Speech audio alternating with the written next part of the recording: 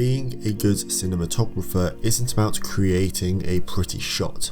Sure, that will make it more appealing to your audience, but that shouldn't be your end goal. What you should be doing is trying to tell a story through images, but that isn't what this series is about.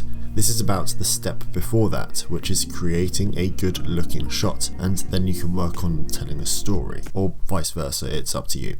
Keep in mind, these are techniques that will make your cinematography look more appealing, but tend to be a bit stereotypical. They will make it nicer to watch, but they won't make you a better cinematographer.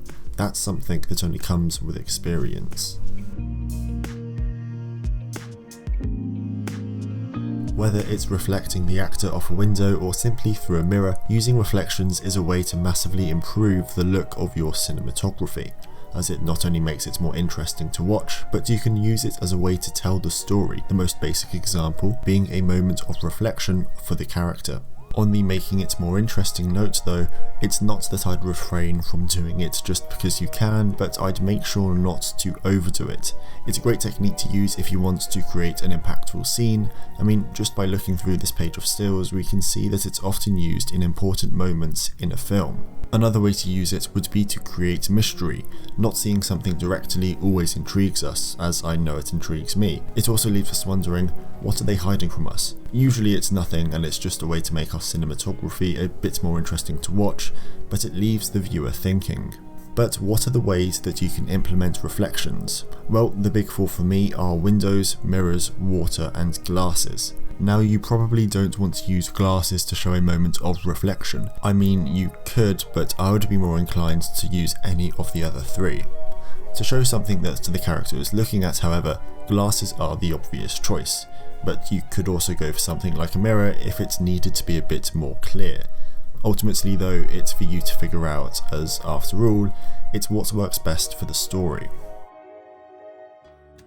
Throughout this series, I've talked about lighting quite a bit, but I've somehow never touched on my favourite kind of lighting, which is practicals. They are possibly the best way to create depth in your cinematography, which is something I talked about back in episode 1. But they are also a great way to light your characters quickly.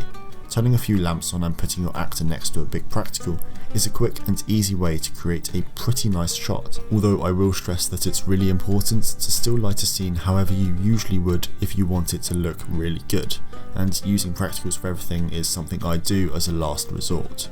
So what's an example for using practicals? Well, it's any light that you see in the shot, so it could be a street lamp or a laptop screen. It's simply anything that gives off light in any shot. A lot of the time it's used for practical purposes, hence the name, but it can also be used to create depth in your image, which I guess is also a practical purpose. To look at the ways you can implement it into your own work though, maybe just start with leaving that lamp on in your shot or placing some fairy lights in the bedroom, as that's something I did in an early film since it's such an easy way to just make a shot look good.